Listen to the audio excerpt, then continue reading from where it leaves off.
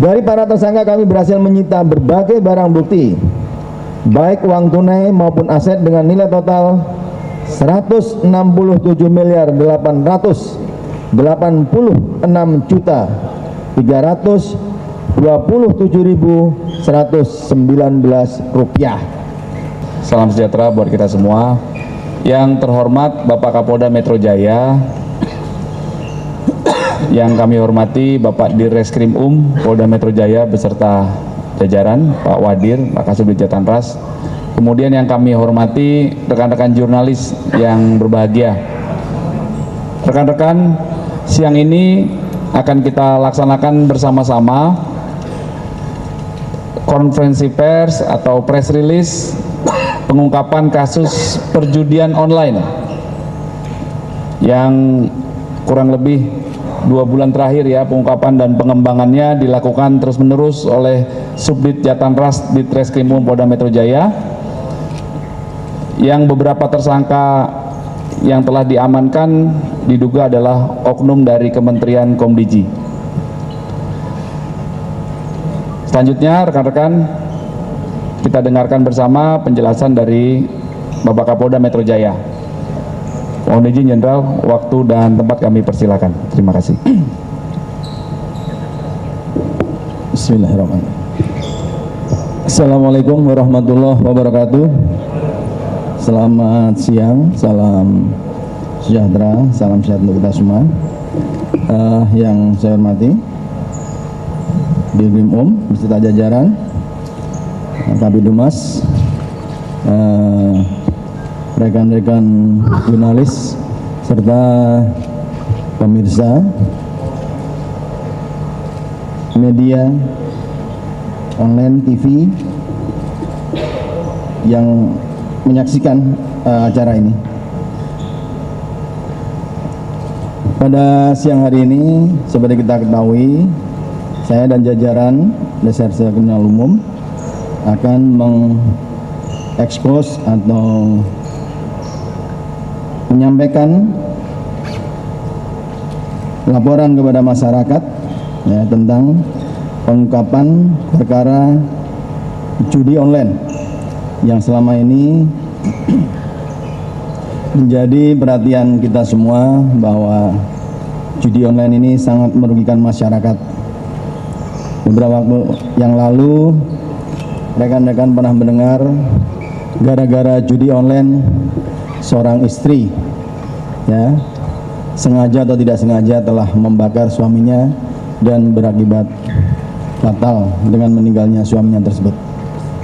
Dan kita juga tahu dari beberapa ungkapan di media, PPATK dengan keprihatinan yang luar biasa, banyak sekali ya aparatur ya, baik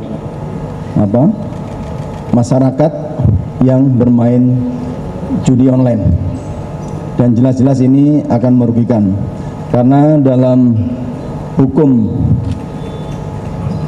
teori kemungkinan ya, para pemain judi ini tidak akan pernah menang. Yang menang adalah bandar. Nah, untuk itu bagaimana caranya pemerintah menegaskan memberantas segala bentuk perjudian. Dan judi online ini tidak seperti judi konvensional ya, bisa dilakukan dari rumah, di mana aja, dan dengan cara-cara pengalihan uang secara digital, dan jumlahnya juga sangat fantastis. Andai kata judi ini bisa kita berantas sampai dengan zero, kita yakin uang-uang yang mengalir pada bandar-bandar judi ini bisa bermanfaat dalam kehidupan yang baik.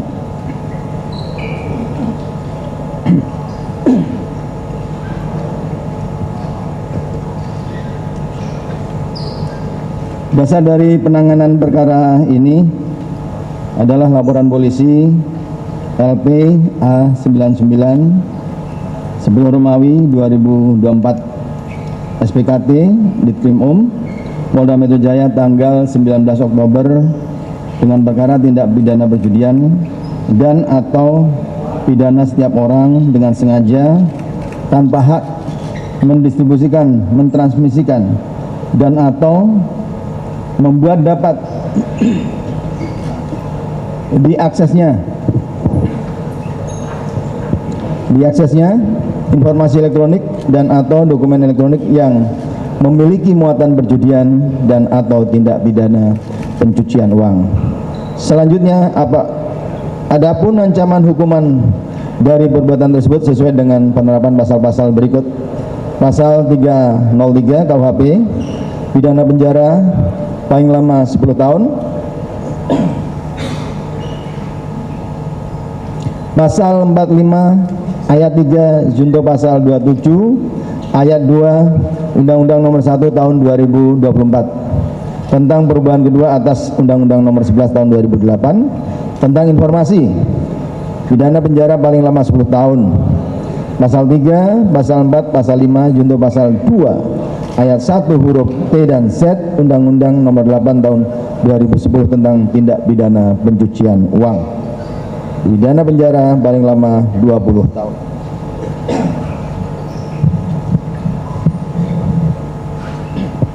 Kronologi singkat pengungkapan kasus ini yaitu berawal dari patroli cyber yang dilakukan oleh anggota Subdit Jatahnas Direktorat Reserse Kriminal Umum.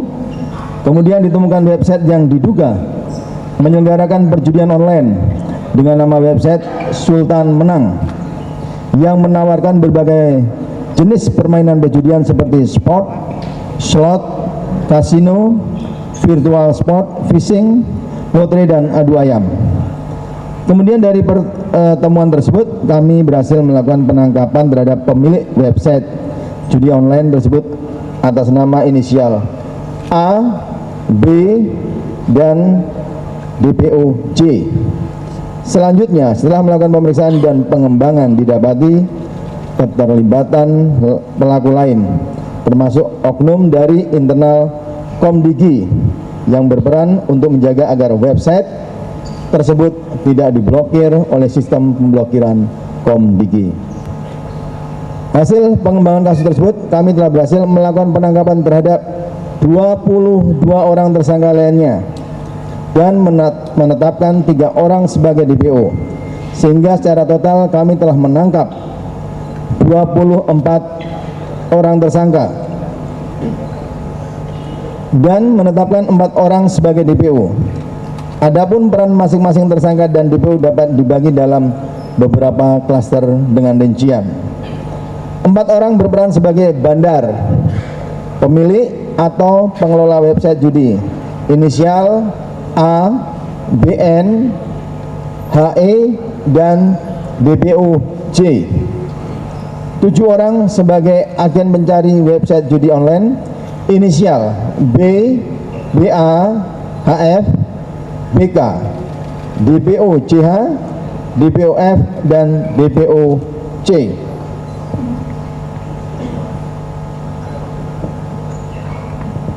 Tiga orang berperan mengepul list website judi online dan menampung uang setoran dari agen, inisial A alias M, MN, dan DM. 2 orang berperan memfilter, memverifikasi website judi online agar tidak terblokir, inisial AK dan AC. 9 orang oknum pegawai Komdigi yang berperan mencari, mengcrawling website judi online dan melakukan pemblokiran, inisial DI, FD, SA, YR, YP, RP, AP, dan RD.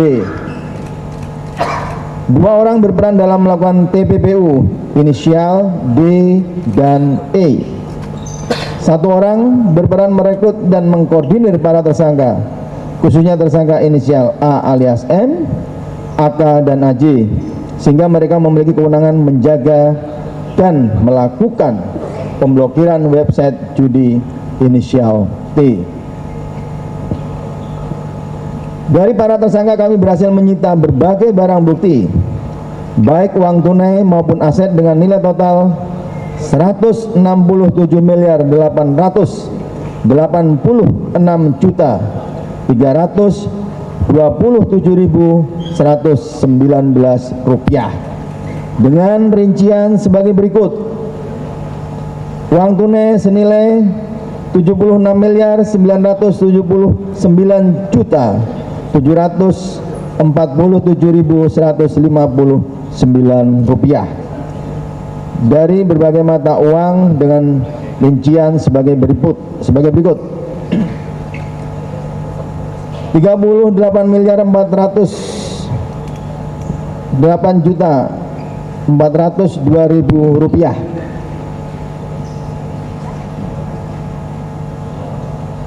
243.000 USD atau setara dengan 3.834.054.000 rupiah.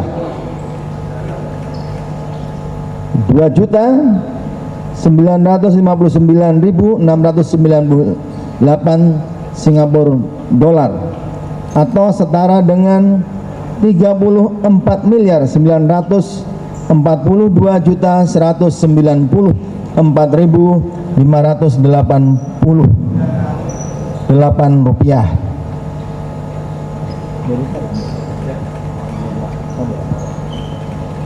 $38.311 MYR, ini mata uang Myanmar, atau setara dengan 134.420.541 rupiah. 40.600 THB Thailand Baht atau setara dengan 18.432.400 rupiah. 55 KR atau setara dengan 238.700 rupiah. Saldo pada rekening maupun e-commerce yang diblokir senilai 29.863.895.007 rupiah. Jumlah ini akan terus bertambah karena masih ada bank-bank yang masih melakukan proses penghitungan. Berikut 63 buah perhiasan senilai 2.155.185.000 rupiah. 13 buah barang mewah senilai 315 juta rupiah.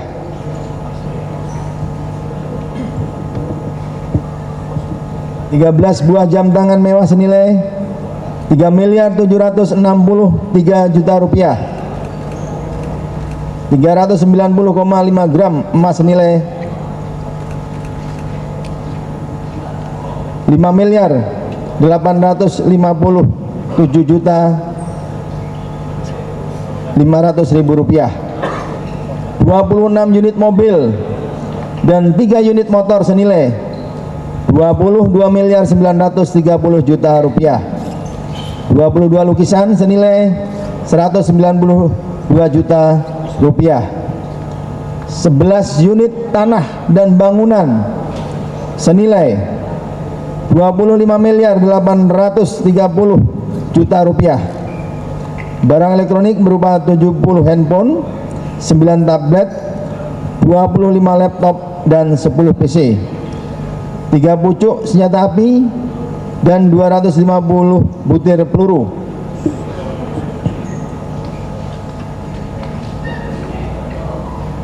Kami tidak hanya melakukan penyitaan, kami telah melakukan pemblokiran terhadap 3.455 rekening dan 47 akun e-commerce milik tersangka, termasuk rekening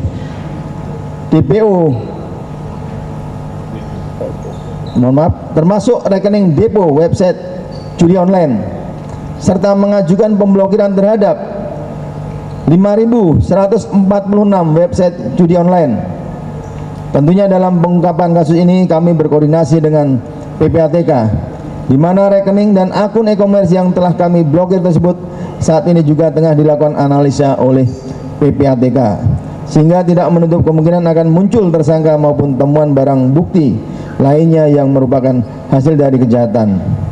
Di samping penyidikan yang dilakukan oleh Subdit Jatanras Polda Metro Jaya terkait perjudian dan TPPU, kami juga tengah melakukan penyelidikan terkait adanya indikasi dugaan tindak pidana korupsi dalam perkara Aquo, di mana Subdit Tipikor Polda Metro Jaya telah melakukan permintaan keterangan terhadap 18 orang saksi dengan pasal yang dipersangkakan, yaitu pasal 12 huruf A atau pasal 12 huruf B besar atau pasal 11 dan pasal 12 huruf B besar junto pasal 55 ayat 1 ke 1 KUHP dan pasal 5A atau pasal 5B atau pasal 13 Undang-Undang Nomor 31 Tahun 1999 tentang pemberantasan tindak pidana korupsi, sebagaimana telah diubah dengan Undang-Undang Nomor 20 Tahun 2001. Upaya penyelidikan dan penyidikan yang dilakukan ini tentunya selaras dengan komitmen kami untuk mengusut tuntas seluruh pihak yang terlibat, baik dari sisi oknum internal, Komdiki, bandar dan pihak-pihak lainnya. Saya selaku Kapolda Metro Jaya tentunya merasa terima kasih kepada anggota yang telah bisa mengungkap ini, dan ini juga menjadi pembelajaran kita seluruh masyarakat Indonesia, dan kepada instansi yang terkait tentunya akan melakukan upaya-upaya maksimal untuk membuat judi online ini betul-betul menjadi zero. Dan ini adalah selaras dengan arahan dan penekanan Bapak Presiden memperkuat reformasi politik, hukum dan birokrasi, serta memperkuat pencegahan dan pemberantasan korupsi dan narkoba. Tadi saya sudah sebutkan bahwa selaras dengan pengungkapan kasus tindak pidana perjudian, kami juga sedang mengusut dengan tindak pidana korupsi yang dilakukan oleh oknum-oknum aparatur yang ada di Komdiki. Salah satu fokus utama dari program ini adalah peningkatan kualitas sumber daya manusia yang unggul dan berintegritas. Dalam hal ini, pemberantasan judi menjadi langkah konkret untuk menciptakan masyarakat yang bebas dari pengaruh buruk kejahatan digital. Polda Metro Jaya memandang bahwa judi online tidak hanya merupakan kejahatan teknologi, tetapi juga kejahatan yang merusak moral dan mental generasi bangsa. Oleh karena itu, pemberantasan judi online bukan hanya tugas kepolisian, tetapi juga menjadi tanggung jawab kita bersama seluruh elemen masyarakat.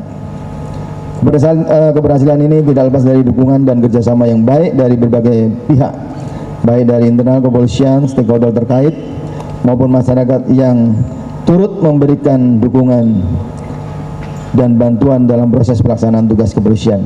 Untuk itu kami mengucapkan terima kasih atas dukungan dan kerjasama yang telah terjalin baik selama ini. Demikian poin-poin penjelasan yang dapat saya sampaikan. Semoga Allah SWT, Tuhan Yang Maha Kuasa, senantiasa memberikan perlindungan dan bimbingannya kepada kita semua. Sekian, terima kasih. Nanti kalau ada pertanyaan silakan disampaikan.